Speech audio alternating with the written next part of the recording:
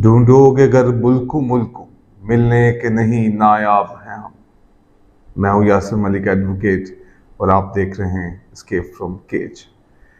आज इस्लामाबाद की सड़कों पे, इस्लामाबाद की अदालतों के बाहर एक ऐसा दहशतगर्द घूमता हुआ नजर आया कि उस दहशतगर्दी की मिसाल इस मुल्क में कभी न देखी गई, न दुनिया की तारीख में कभी मिली। आज हम इसके बारे में भी बात करेंगे जो इमरान खान साहब आज मुख्तलिफ अदालतों में पेश हुए, जिसमें नैब भी शामिल था। आखिर ये खतरनाक दहशतगर्द को इतना खुला क्यों छोड़ा गया?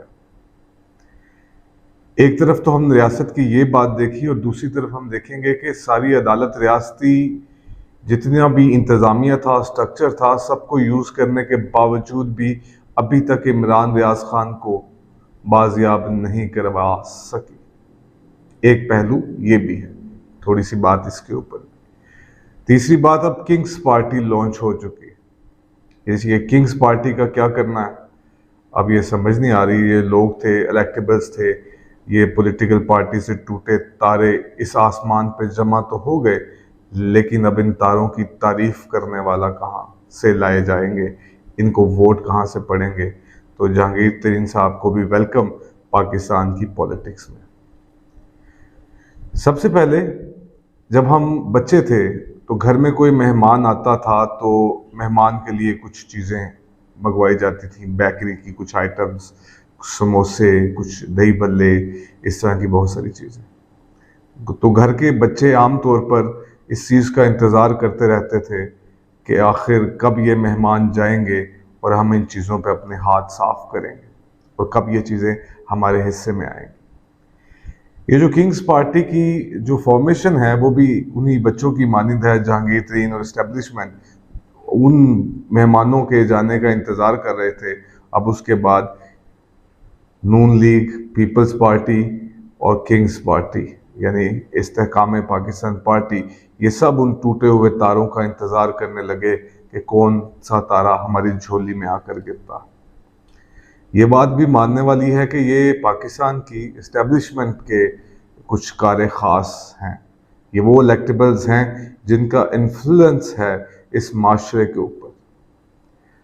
अब नून लीग और पीपल्स पार्टी बिल्कुल हाथ मलते रह गए, ये सारे चले गए इस्तेहकाम पाकिस्तान पार्टी में। आज उन्होंने अपनी लॉन्चिंग जो तकरीब थी वो शेयर की, मीडिया ने उसको बहुत ज़्यादा फोकस किया, बढ़ा चढ़ा के दिखाया। इससे साफ पता लगा इसके पीछे कुछ ऐसे खुफिया हाथ हैं जो शायद नज़र नहीं आते, लेकिन तमाम तर रियासती मशीनरी बशमूल मीडिया के उनकी प्रमोशन के ऊपर लगा। इससे कुछ परेशानी नून लीग वालों के लिए भी बढ़ गई और पीपल्स पार्टी जो कि अब बिलावल को हमारा वज़ीर-ए-आज़म देखना चाह रही है, उनकी परेशानी भी बढ़ गई। खैर, एक ज़रदारी सब पे भारी, क्या कुछ नहीं कर सकता, क्या कुछ कर सकता है, ये बात तो देखेंगे। तो पंजाबी की एक बड़ी मशहूर कहावत थी कि ये सारे नहाते धोते रह गए, नक पे मक्खी बह गई, भली सारे सीन क्रिएट किए जा रहे हैं। खैर, वो लॉन्च हुई, बहुत से जो थे रहनुमा, अली जैदी थे, फवाद चौधरी थे, इनकी जो फेस वैल्यूज़ थी वो कुछ और कह रही थी, इनके जज्बे कुछ और कह रहे थे। इनके चेहरों पे एक मलाल था, एक बेवफाई का एक मलाल ज़रूर था। आज से कुछ दिन पहले ये लोग क्या नारे लगा रहे थे, अब ये क्या नारे लगाएंगे? अब इमरान खान के अंदर कैसी कैसी बुराई ढूंढी जाएगी और क्या क्या बात ये लोग करेंगे। ये तो खैर वक्त के साथ साथ आप देखेंगे कि इनको कैसे इस्तेमाल किया जाएगा। जाहिर बात है, जो लोग इनको वहाँ से यहाँ तक का सफ़र करवा के लेके आए हैं, अब इस सफ़र के दरमियान में इनसे कोई ड्राइविंग भी करवाई जाएगी, किसी तरह का कोई करतब भी दिखाया जाएगा, मामलात भी दिखाए जाएंगे। अब इनसे कुछ ना कुछ तो करवाने का इरादा है।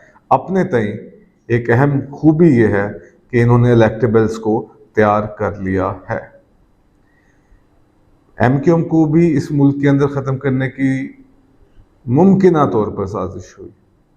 मुस्तफ़ा कमाल को लॉन्च किया गया, वो जो चंद हज़ार और चंद सौ से ज़्यादा वोट हासिल ही नहीं कर सका।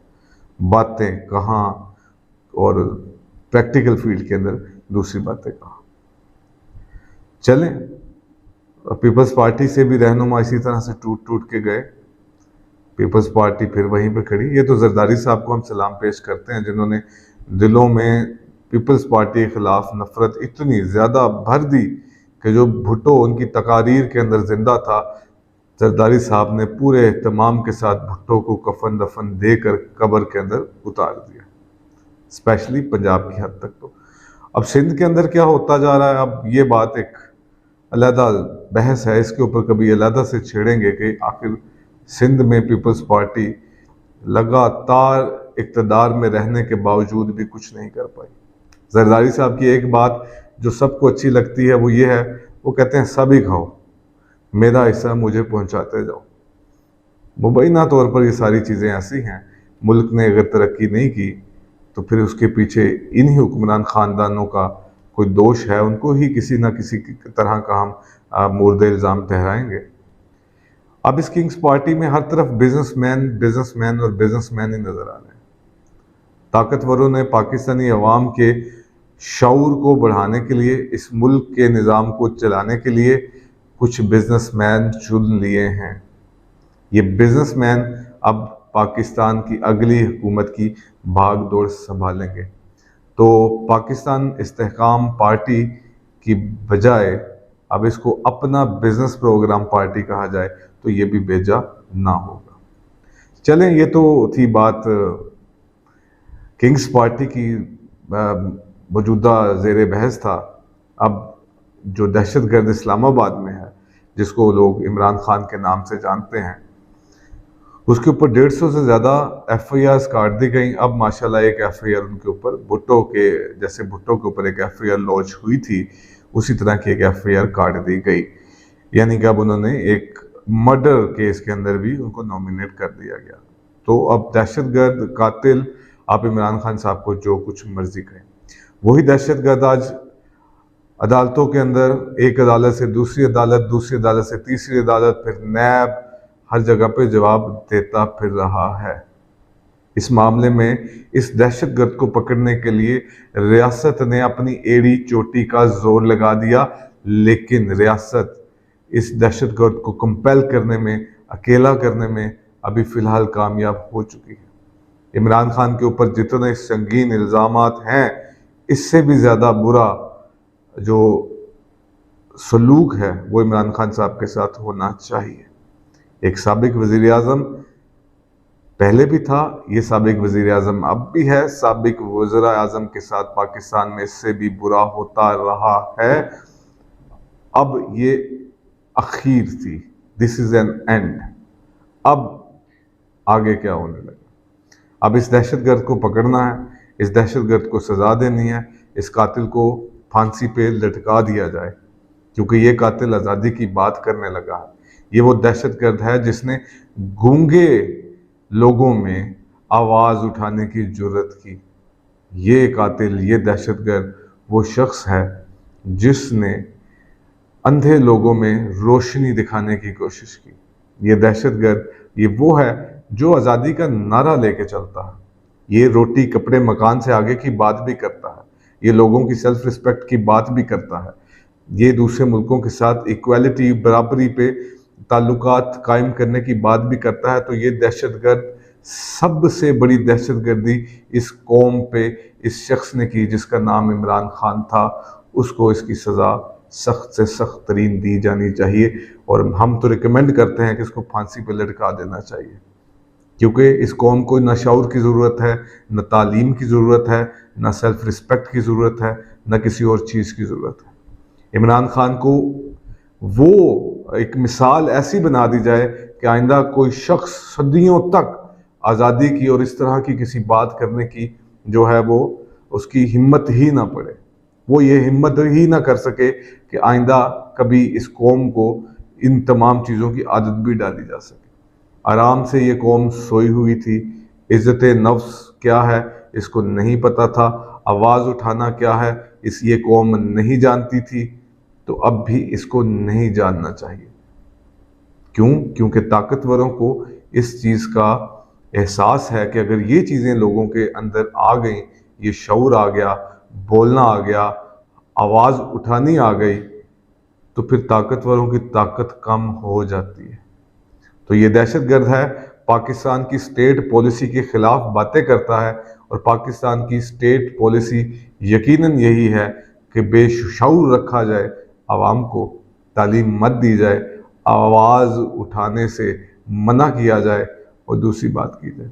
तो रियासत ने बड़े जबर कहर के साथ इस दहशतगर्द के ऊपर अपना गहरा तंग किया, और रियासती इदारों की मतलब आनियाँ जानियाँ हम देख के बहुत ज़्यादा हमें लगा कि इस मुल्क के अंदर अब कुछ बदलने लगा, अब हर किसी को सजा दी जाएगी, ज़रा ज़रा सी बात के ऊपर सजा दी जाएगी। लेकिन दूसरी सूरत में जब हम इमरान रियाज खान का केस देखते हैं, अब महीनों गुजरने वाले हैं इमरान रियाज खान को गायब हुए, हमारे रियासती इदारे उनको किसी जुर्म के मुबैना तौर पर किसी जुर्म की बुनियाद पर उठाते हैं, उनको जेल के अंदर भेजा जाता है। वहाँ से वो किधर चले गए, ना इस सूबे का आईजी जानता है, ना कोई सेक्रेटरी जानता है, ना कोई रियासती इदारा जानता है। कभी उनको अफगानिस्तान पहुँचा दिया जाता है, कभी कहीं पहुँचा दिया जाता है, कभी मीडिया पे उनके मरने की खबरें नशर कर दी जाती हैं, कभी तशद्दुद की बात होती है। अब इमरान खान साहब जो कि रियासती दहशतगर्द हैं, उनके खिलाफ जो क्रैकडाउन हुआ वो मिसाली था, लेकिन यहाँ पे पूरी रियासती मशीनी लग के भी एक इमरान रियाज खान को बाजियाब नहीं करवा सकी। जुर्म इमरान रियाज खान का भी यही था कि वो बोलता है, उसका जुर्म भी यही था कि वो शऊर देता, उसका भी जुर्म ये था। और ये पाकिस्तान में किसी को शऊर देना, किसी को बोलना सिखाना, किसी को इज्जत नफ्स देना, ये इतना बड़ा जुर्म है कि इस जुर्म की सजाए मौत कर देनी चाहिए। तो रियासती इदारे माशाल्लाह इनको सलूट है, पाकिस्तान की अदालतों को भी सलूट है। अगर कोई किसी प्राइवेट जॉब में, क्योंकि हमारा एक्सपीरियंस है प्राइवेट जॉब करने का, अगर हम किसी कंपनी के मालिक को जाके या अपने बॉस को जाके, अपने सीनियर को जाके किसी काम के ना करने का अंदिया दें, तो वो दूसरे दिन हमारे हाथ में हमारा टर्मिनेशन लेटर पकड़ा देगा, हमारे से हमारी जॉब चली जाएगी, क्योंकि वहाँ पे हमें ना करने की ऑप्शन नहीं है। लेकिन ये सरकार है और वो ताकतवरों के खास नुमाइंदे हैं, वो आके कहें कि हमें क्या पता, तो हम उनको कुछ भी नहीं कर सकते। रियासत उनकी प्रोटेक्टिव है, ताकतवर उनकी हिफाजत कर रहे हैं। तो अब इन लोगों को क्या कहें हम, अब ये जाने, इनका काम जाने, अब कब मिलेंगे कब नहीं। हम सिर्फ दहशतगर्द पकड़ेंगे जिसका नाम इमरान खान।